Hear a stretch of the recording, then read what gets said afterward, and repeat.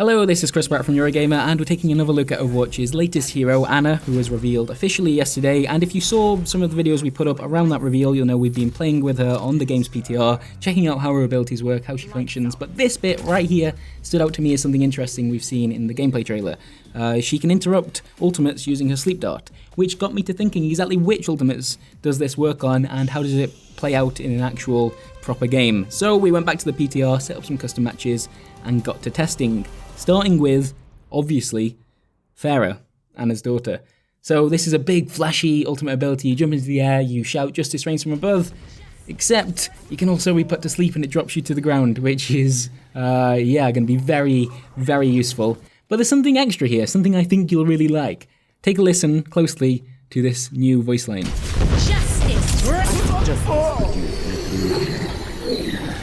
That's such a cool touch. Okay, moving on, we're going through the offensive characters first. Genji can totally be put to sleep, as can McCree here. We saw that in the trailer itself. You've got Reaper with Death Blossom, really powerful if you get in the middle of a group, unless, of course, you're put to sleep immediately. And the same goes for Soldier 76, who can go to sleep now. Thank you very much. The only offensive character that you can't block the ultimate for is Tracer. That was mid-animation, and yeah, she still throws it. Nothing you can really do there. Moving on to Bastion, I'm not entirely sure how this works in terms of biology, but apparently this robot man can be put to sleep too. Hanzo is a slightly more difficult case. If you put him to sleep after he fires the arrow, it still becomes the ultimate. However, if you do it mid-animation, you can stop it, although it's only temporary, because look, you can still see the ultimate is ready to go there. You can maybe save your team if you time it very, very well, but there we are.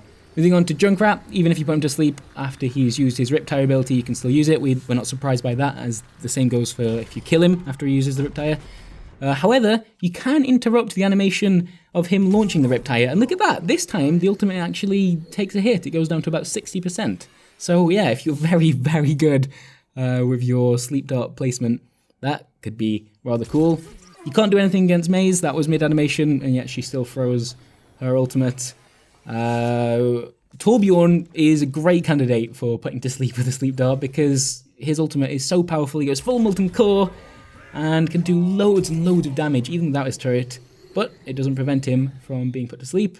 Widowmaker, this is mid-animation, yet the ultimate still happens. Yeah, I think you'd have to be very good for that to work anyway, and it doesn't have any effect, I'm afraid. D.Va, even if you hit the mech, as she's activating the self-destruct, it still goes ahead. And Reinhardt, I've slowed this clip down because if you watch very closely, it's as he lifts up his hammer here. You're mid-animation, you're about to bring down Earthshatter, and yet the ultimate can be delayed. Once again, it's only going to be a temporary thing. The ultimate is still available for that character afterwards. Not the case for Roadhog, though. If you interrupt that mid-ultimate, it's going to really upset whichever player is controlling that character. Same goes for your big monkey man, Winston, over here. And Zarya, I thought I'd show something extra here. Her shield, importantly, does block sleep darts, so that's worth knowing, and you also can't really do much about her ultimate. Even if you get it as she's firing the Gravitron bomb, it's still not going anywhere. And I think that's it for the tanks. Moving on to Lucio, this is going to take some good timing. You can do it as he's jumping into the air, ready to slam the ground, although, once again, it's a temporary delay at best. But, I mean, it'll look very good, and you'll get that gif on Reddit any day of the week.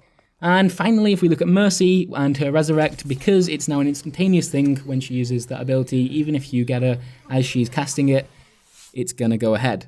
And that's it. The only two characters we haven't looked at here are Ana herself. She places a buff on another teammate. I don't really see how you'd block that.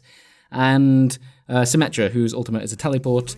Yeah, you can't do much about that either. Hopefully you got something out of this video. I think it's interesting to see how these new characters have a big impact on the metagame as they arrive.